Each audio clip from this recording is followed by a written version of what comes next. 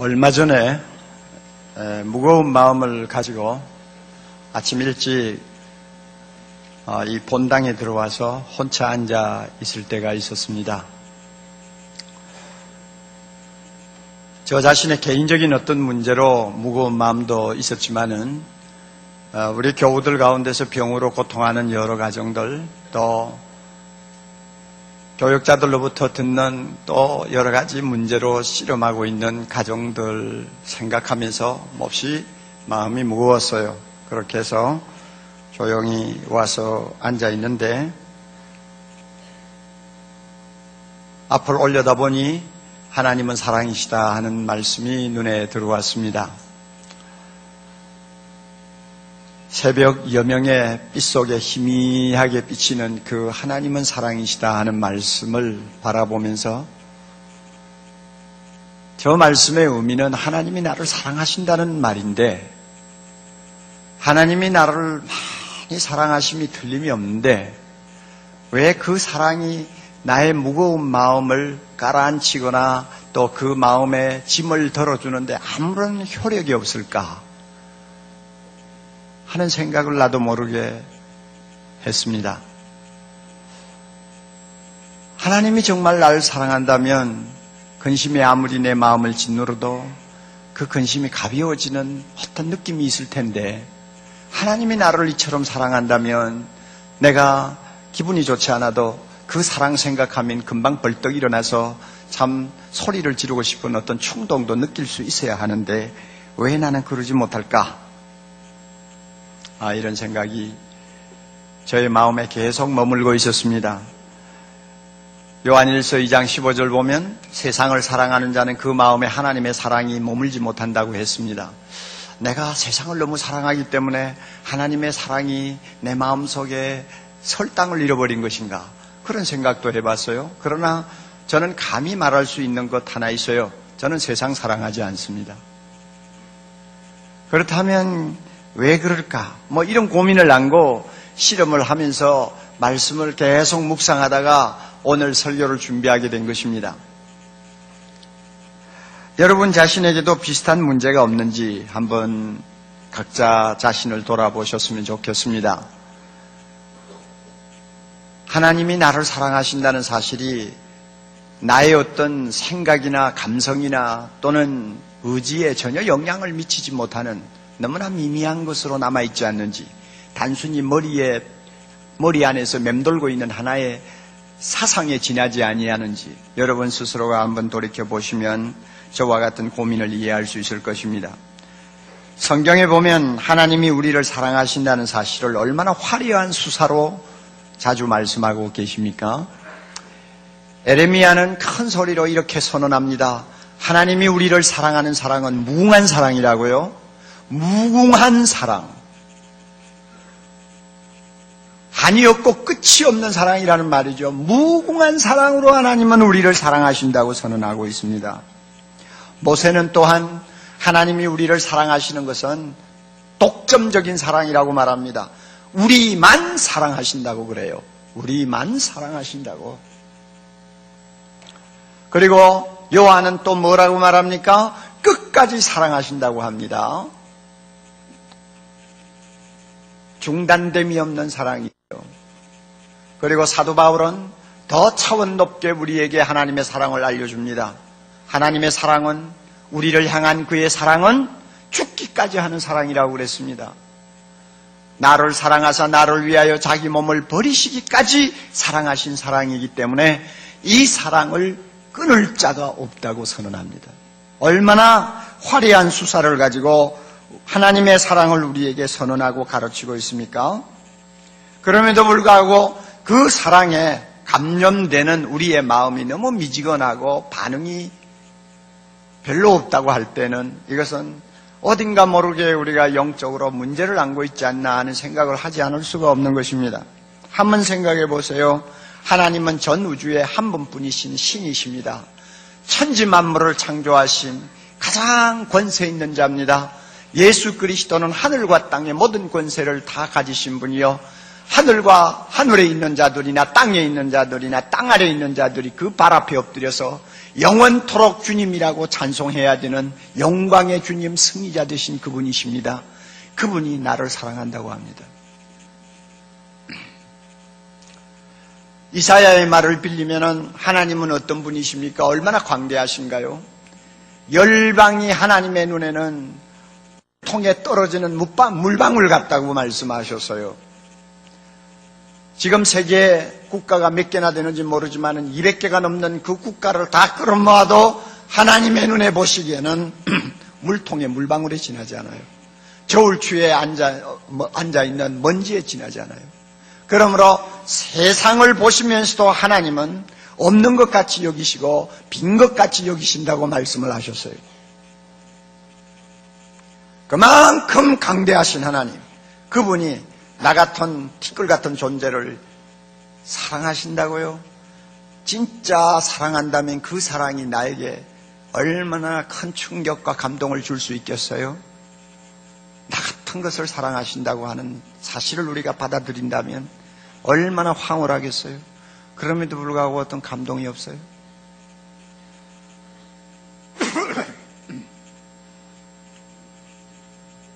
참 우리가 얼마나 미미한 존재입니까? 저의 노트북에는 세계적으로 그 전통과 권위를 자랑하는 브리테니카 백과사전이 다 수록되어 있습니다. 그렇기 때문에 필요할 때마다 그저 검색만 하면은 제가 원하는 정보를 찾아낼 수 있어요. 그저 키 하나만 두들기면 탄저균이 어떤 균인지 금방 쫙 읽어볼 수 있어요. 얼마나 편리한 세상이 됐습니까? 그래서 하루는 정보를 이것저것 좀 찾아보다가 하도 참 시원하게 대답을 잘하길래 제가 장난기가 생겨서 거기다가 뭐라고 입력을 했느냐 하면 옥한흠 하고 입력을 했습니다. 그리고는 엔터키를 탁 때렸죠. 그랬더니 여러분 상상하시겠죠? 뭐라고 대답이 나오는지? 해당 사항이 없으므로 검색이 되지 않습니다. 딱 그렇게 나오더라고요. 자, 그거 장난기로 해본 거지만은, 야, 이건 뭐 브리테니카 책에도 이름 하나 올리지 못하는 주제에 뭐가 잘났다, 똑똑하다, 유명하다, 더드냐, 막 그 말이에요. 그렇잖아요? 우리가 똑똑하면 얼마나 똑똑하고 뭐 유명하면 얼마나 유명하겠어요. 다 도토리 키재기죠. 브리테니카 백과사전에도 올라가지 못하는 주제. 자, 그렇게 우리가 형편없는 존재라 그 말이에요. 한마디로 이야기하면. 그런데 하물며 천지 만물을 창조하신 광대하신 하나님의 눈에 도대체 우리라는 존재가 무슨 의미가 있어요? 그럼에도 불구하고 하나님이 우리를 사랑하신다는 겁니다. 무궁히 사랑하신다고 합니다. 자기 생명을 바치면서까지 사랑하신다고 합니다. 그러므로 이 사랑이 얼마나 대단한지요. 얼마나 대단한지요. 이런 하나님의 사랑에 우리 마음이 열리기만 한다면 아무리 내 마음에 무거운 근심이 쌓여 있어도 그 근심은 가랑잎처럼 가볍게 느껴져야 할 것이고 하나님이 나를 사랑하신다고 하는 이 엄청난 사실 앞에서는 내 마음의 어떤 고통에서도 나는 자유할 수 있는 은혜가 있어야 할 것입니다. 그러나 부끄럽게도 저 자신에게는 그런 감동이 한동안은 없었어요. 여러분에게도 이런 문제가 없는지 우리의 현실을 다시 한번 살펴보도록 합시다. 아마 에베소 교회 성도들도 비슷한 문제를 안고 있었나 봐요. 그래서 로마 감옥에 갇혀있는 바울이 에베소 교인들을 생각하면서 자기도 모르게 기도가 나왔어요. 그 기도도 막연히 의자에 앉아서 조용히 하는 기도가 아니라 너무나 안타깝고 걱정스럽고 답답해가지고 자기도 모르는 사이에 그 형무소 차가운 바닥에 무릎을 꿇고 머리를 조아리고 하나님 앞에 에베소에 있는 성도들을 위해 기도하기 시작했습니다. 하나님 아버지시여, 하나님 아버지시여, 믿음으로 예수 그리스도가 그들의 마음속에 거하게 하시고 하나님 아버지시여, 그들로 하여금 사랑 가운데서 뿌리가 박히고 터가 굳어져서 능히 모든 성도와 함께 지식에 넘치는 하나님의 사랑을 알게 해 주옵소서. 그 사랑의 넓이와 길이와 높이와 깊이가 어떠함을 깨닫게 해 주옵소서. 그리하여 하나님의 사랑에 충만한 데까지 이르도록 아버지여 예배소 교회 성도들을 끌어올려 주시옵소서 하고 간절히 기도했어요. 왜 그랬을까요? 예배소 교인들도 머리로는 하나님의 사랑을 아는데 진짜 하나님의 사랑을 마음으로 아느냐 물었을 때 염려가 되는 바가 있었기 때문입니다. 오늘 우리도 똑같은 문제를 안고 하나님 앞에 기도하면서 이 말씀 앞에 우리의 마음을 열어야 합니다. 우리 자신들도 에베소 교인들처럼 하나님의 사랑의 토양에 뿌리를 내려야 합니다. 사랑의 토양에 내 심령의 뿌리를 박아야 합니다. 그리고 그 토양으로부터 모든 영적인 영양분을 받아들여야 합니다. 하나님의 사랑에 나의 모든 뿌리를 거기에 둘 때에는 거기서부터 엄청난 능력을 우리는 얻을 수 있습니다. 다양한 자양분을 우리가 얻을 수 있습니다. 활기를 얻습니다. 그 속에서 우리는 모든 것을 만족할 수 있는 은혜를 받게 됩니다. 그 결과 보는 것이 달라지고 생각하는 것이 달라집니다. 말이 달라집니다. 느낌이 달라집니다. 하나님의 사랑이 우리를 이렇게 변화시킬 수 있기 때문입니다. 우리를 사랑하시는 하나님의 사랑은 너무나 그 차원이 높고 넓어서 바울은 지식에 넘치는 사랑이라고 한마디로 표현합니다. 지식에 넘치는 사랑이 뭐예요? 우리가 머리를 가지고는 도무지 헤아릴 수 없는 사랑이라는 말입니다. 아무리 연구하고 아무리 학구적으로 따지고 논리를 펴도요, 그 머리 가지고 그 사랑을 이해할 수 없다는 것입니다. 그만큼 차원이 높아요. 그래서 4차원의 세계를 바울이 이야기하고 있습니다. 지식에 넘치는 하나님의 사랑, 4차원의 세계가 있어요. 여러분이 18절, 19절 잘 보세요. 4차원의 세계가 있어요. 하나님의 사랑에 넓이가 있어요. 그 넓이가 뭡니까? 하나님의 사랑의 넓이는 온 세상 사람을 다 사랑할 수 있다는 것입니다. 여러분, 사랑은 몇 사람에게 제한되는 것이지 범세계적으로 모든 인류를 다 사랑한다는 말은 우리에게는 통하지 않는 것입니다. 그러나 하나님은 모든 세상 사람을 빠짐없이 다 사랑할 수 있는 넓은 품을 가지셨어요. 이게 하나님의 사랑의 넓이입니다. 그렇다고 해서 한 사람 한 사람 사랑을 쪼개어주고 불만족스럽게 사랑할 수 있느냐? 그게 아니에요. 모든 사람을 다 사랑하시되 한 사람 한 사람을 온 세상을 사랑하듯이 또 사랑할 수 있고 만족시킬 수 있는 능력을 가지신 분이 바로 하나님이십니다.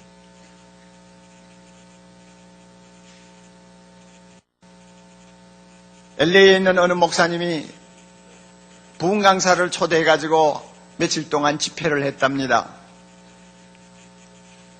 그 부흥 강사가 아마 설교를 하면서 이런 말을 했나 봐요. 여러분, 하나님은 나를 제일 사랑합니다. 어떻게 보면 나만 사랑합니다. 여러분, 믿어도 좋고 믿지 않아도 좋습니다. 사실이에요. 하나님은 나만 사랑하고 나를 제일 사랑합니다. 아마 이렇게 하나님의 사랑에 대해서 간증 비슷한 이야기를 했나 봅니다. 그 설교가 다 끝나고 나서 그 다음에 담임 목사님이 강단에 올라가서는 대뜸하는 말이, 오늘 강사가 거짓말을 했습니다. 하나님은 이 강사를 제일 사랑하는 것이 아니라 나를 제일 사랑합니다. 하나님은 나만 사랑합니다. 하고 이야기를 했습니다. 그런데 여러분, 가만히 들어보세요. 두 사람이 착각하고 있는 것 같죠? 그러나 그게 사실입니다. 하나님은 모든 사람을 다 사랑하지만 나만 사랑합니다. 하나님은 모든 사람을 다 놓치지 않고 그 가슴에 품지만은 유독히 나만을 사랑하고 나를 제일 사랑한다고 말할 수 있을 만큼 만족스러운 사랑을 나에게 쏟아주십니다. 이게 하나님의 사랑입니다. 그러므로 말할 수 있어요. 하나님은 나만을 사랑합니다. 말할 수 있어요. 착각이 아니에요. 현실이에요. 하나님은 나를 제일 사랑합니다. 얼마든지 그렇게 말해도 괜찮아요. 왜냐하면 사실이니까요. 그만큼 하나님의 사랑은 넓습니다. 하나님의 사랑에 길이가 있습니다. 그 길이가 뭔지 압니까? 무궁한 사랑이라는 것입니다. 오래 계속되는 사랑이지만 끊어지지를 않아요. 끝이 없는 사랑입니다. 아무도 이 사랑을 끊을 수가 없습니다. 서로 내가 죄를 범했다고 할지라도 하나님의 사랑은 끊어지지 않습니다. 우리 모두 죄 없이 죄 범하지 않고 그저 한 달 경건하게 산다고 노력은 합니다마는 그래도 거룩하신 하나님 앞에 죄를 범하지 아니하는 사람이 있습니까? 생각으로도 못된 생각할 수 있고요. 나도 모르게 말로 남을 해칠 수도 있지 않습니까? 죄를 다 범한단 말이에요. 또 어떤 때는 너무나 가슴 아픈 죄를 범하고 뒤로 벌렁 낮아빠질 때가 있어요. 이럴 때에는 하나님이 나 같은 것을 과연 사랑해 주실까? 이렇게 더러운 죄인, 용서를 빌었는데도 또 범하는 죄를 범하는 이 못된 것 하나님이 과연 사랑해 주실까 하고 허탈감에 빠질 때도 있습니다만 여러분, 하나님의 사랑의 길이는 엄청나서요. 내가 아무리 죄를 범했다고 할지라도 그 사랑은 끊어지는 법이 없습니다. 할렐루야.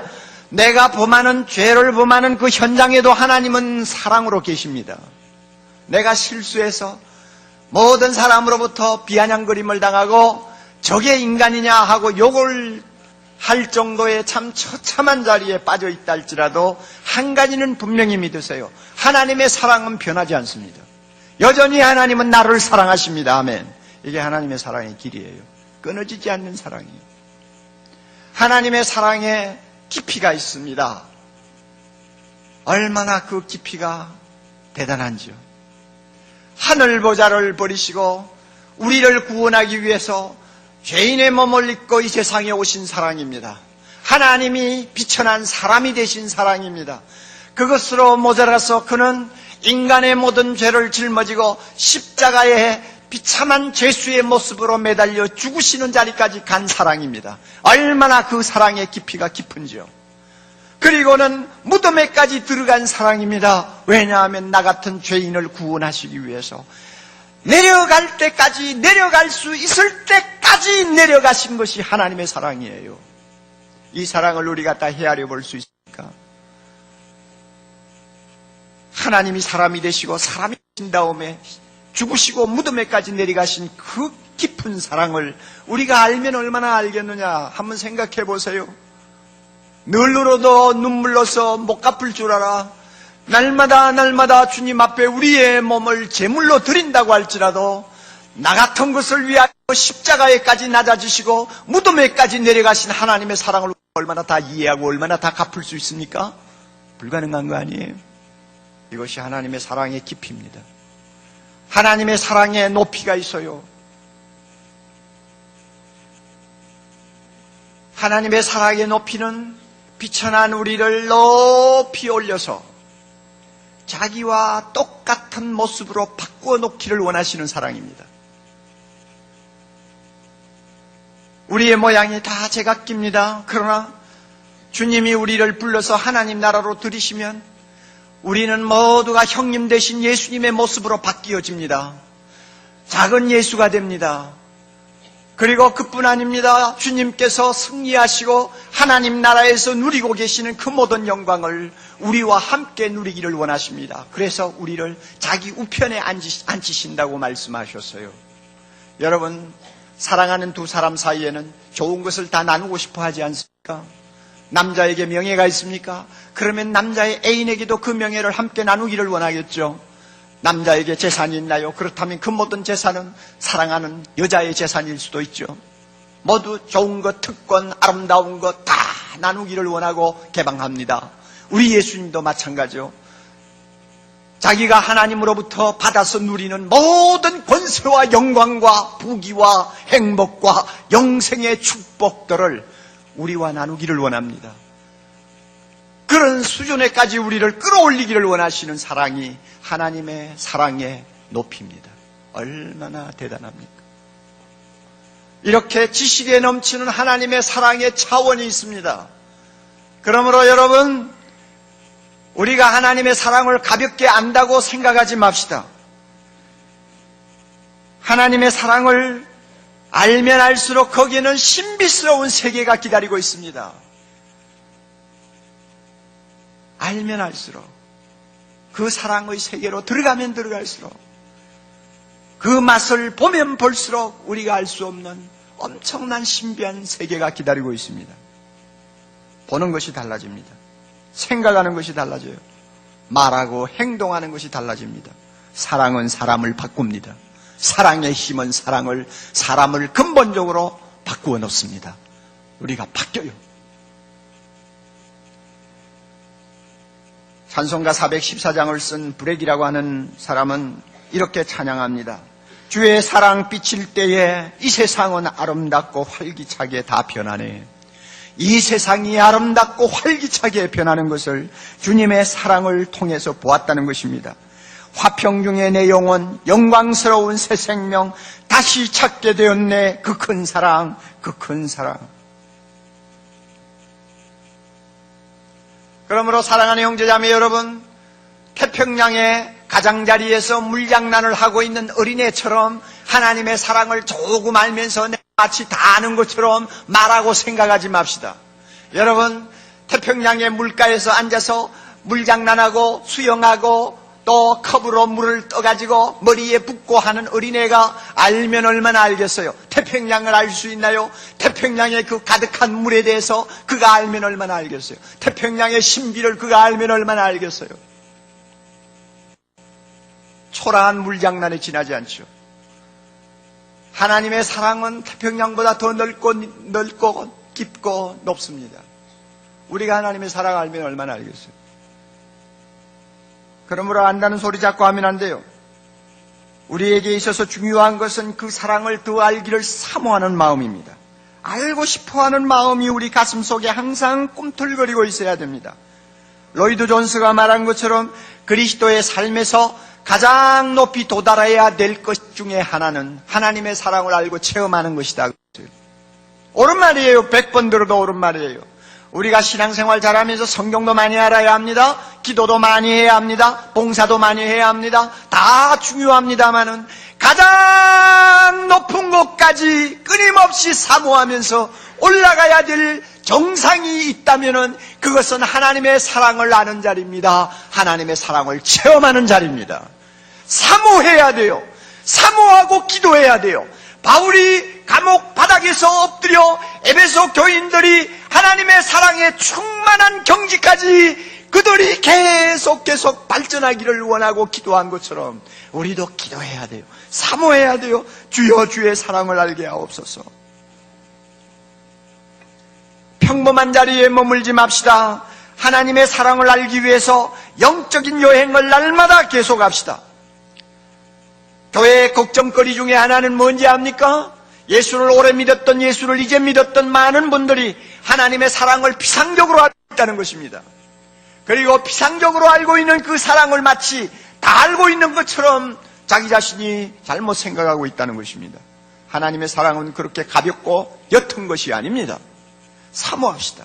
더 알 수 있도록 주님 앞에 더 알기를 사모하고 간절히 노력하면 어느 날 하나님께서 우리 마음을 열어 성령을 통해 그 사랑을 가슴 가득히 부어주셔서 그 사랑을 주체하지 못하는 아름다운 은혜의 경지를 여러분이 체험할 수 있을 것입니다. 사모하세요. 우리가 이렇게 사모하고 기도하면서 하나님의 사랑의 높은 경지까지 오르게 되면은요, 놀라운 일들이 우리 안에 일어납니다. 여러 가지가 있습니다만은 몇 가지를 간단하게 여러분에게 말씀드리겠습니다. 여러분에게 있는지 한번 살펴보세요. 우리가 하나님의 사랑을 알면 알수록 심령의 자유를 누리게 됩니다. 자유를 누리게 돼요. 걱정거리가 생겨도요, 하나님의 사랑을 조용히 묵상하면 나도 모르게 이런 소리를 하게 돼요. 잘해주실 거야. 하나님이 나를 이토록 사랑하시는데, 내가 하나님의 사랑을 받기 위해 태어난 존재인데, 내가 하나님의 사랑을 독차지하고 있는데 뭐 이 정도 문제 가지고 그러냐.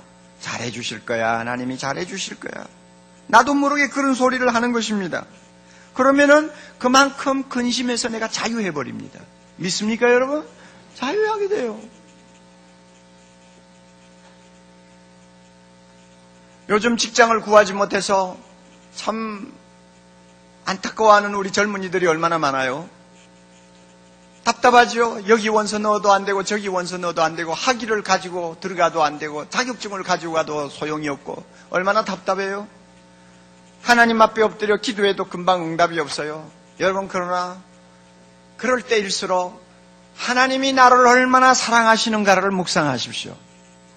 말씀을 통해서 하나님 앞에서 내가 어떠한 사랑을 받고 있는 존재인가를 여러분이 확인하세요. 그 사랑의 경지에 깊이 들어가면 나도 모르게 이런 소리를 합니다. 지금은 힘들어도 우리 하나님 잘해주실 거야. 나를 이토록 사랑하시는데 내버려 두실 리가 없지. 내가 두려워하거나 불안해할 필요가 없어. 나도 모르게 그런 소리를 하게 됩니다. 그리고 마음에 무거웠던 짐이 내려지는 것을 느끼게 될 것입니다. 그리고 나도 모르게 입에서 찬송이 나옵니다.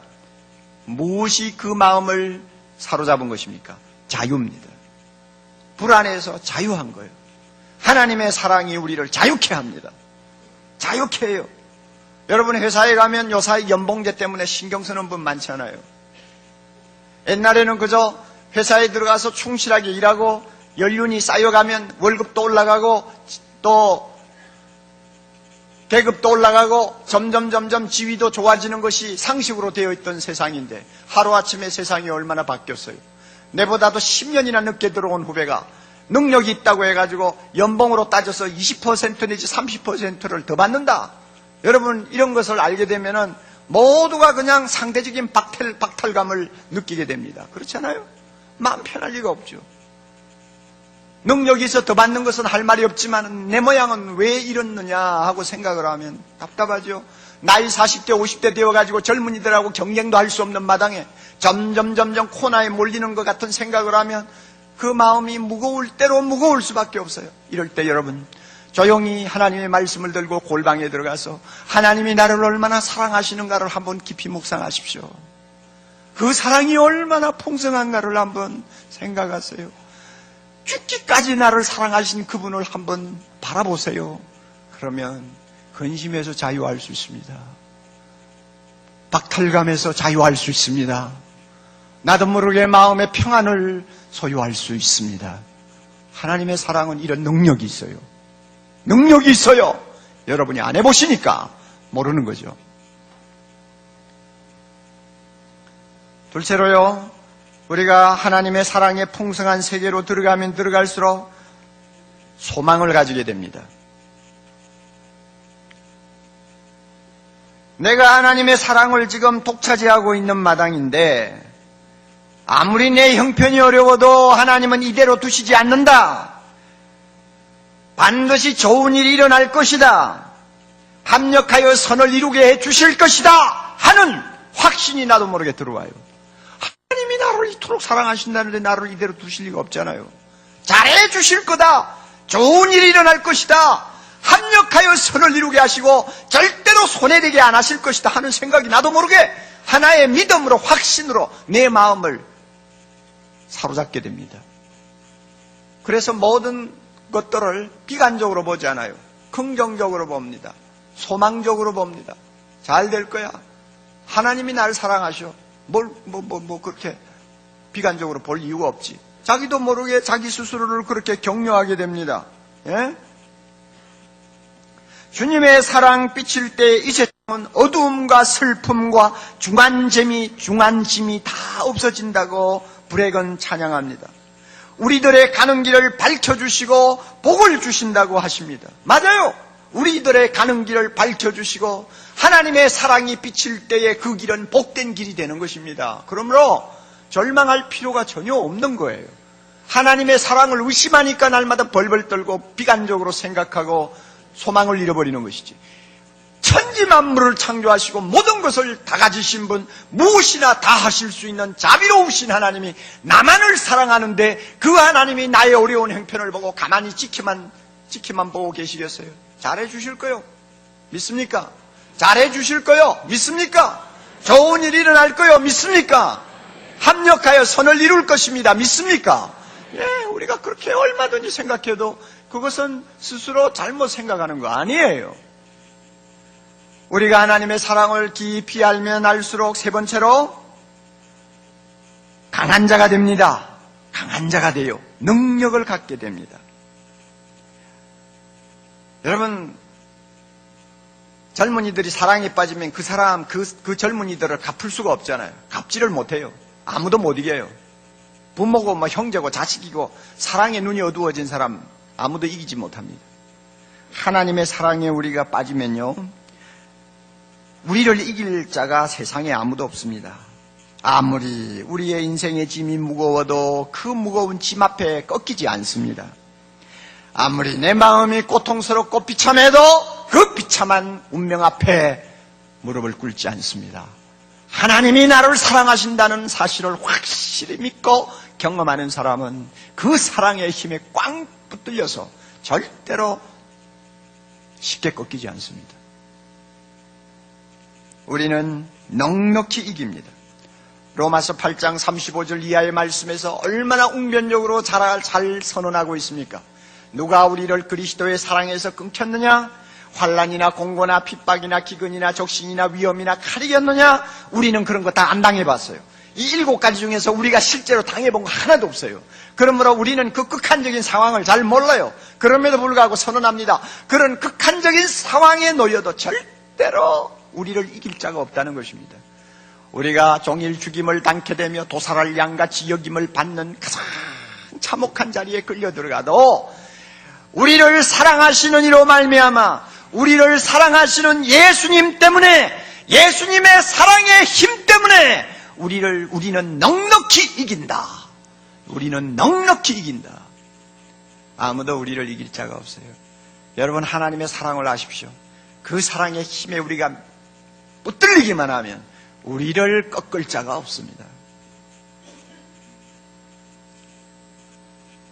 며칠 전에 송달 장로님 지금 참 암을 가지고 투병하고 있지 않습니까? 그분 병상에 가서 저는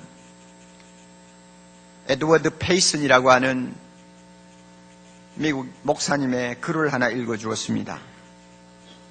그분은 44살에 하나님의 부름을 받은 사람이었습니다. 그가 병상에 있으면서 자기 누이에게 보낸 편지 중에 한 토막입니다. 제가 그 글을 읽었어요. 하나님은 내가 받을 축복을 하나씩 차례로 빼앗아 가셨습니다.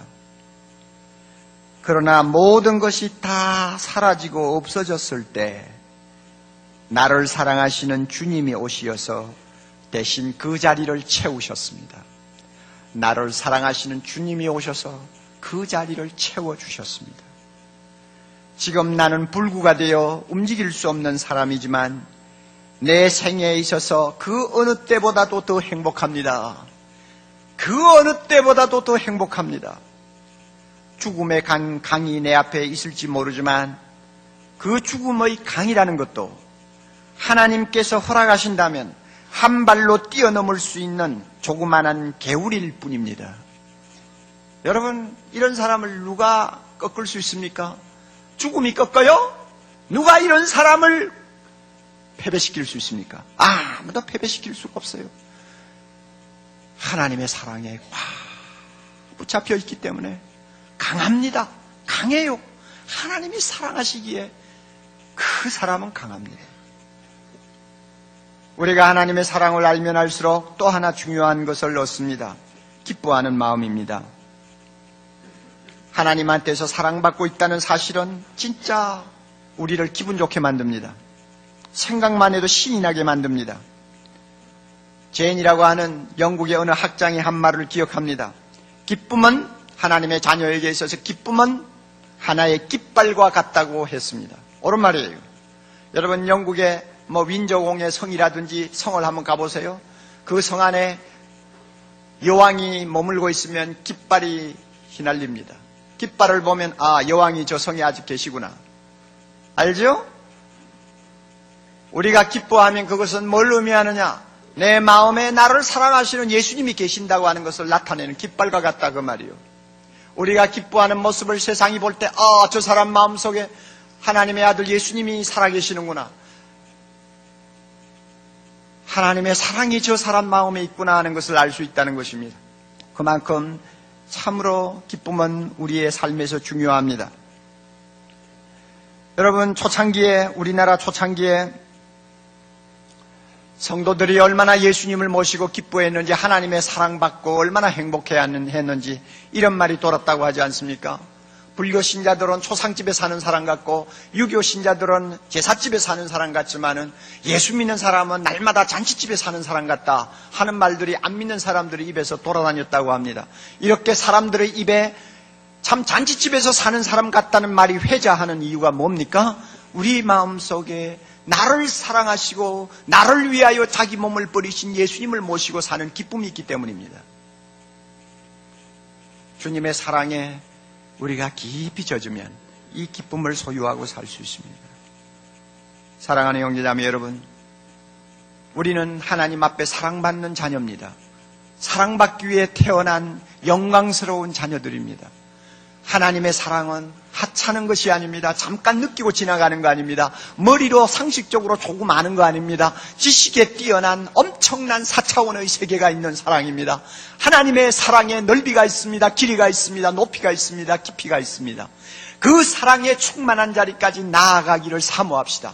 그 사랑에 깊이 젖기 위해서 날마다 하나님 앞에 기도합시다. 그러면 그 사랑의 힘이 나로 하여금 자유하게 만들 것입니다. 나로 하여금 능력 있는 사람으로 바꾸어 놓을 것입니다. 나로 하여금 소망하게 하고 나로 하여금 기뻐하면서 세상을 살 수 있도록 바꾸어 놓을 것입니다. 이 사랑을 사모합시다. 이 사랑을 우리가 마음에 담고 세상을 살면 우리는 승리자가 될 것입니다. 우리보다도 더 행복한 사람이 있으면 나와보라고 그래. 우리가 이렇게 말할 수 있어요. 내보다도 더 행복한 사람이 있으면 나와보라고 해. 우리는 이렇게 당당하게 말하면서 세상을 살 수 있는 사람이 됩니다. 하나님의 사랑은 우리를 이렇게 바꾸어 놓을 수 있습니다.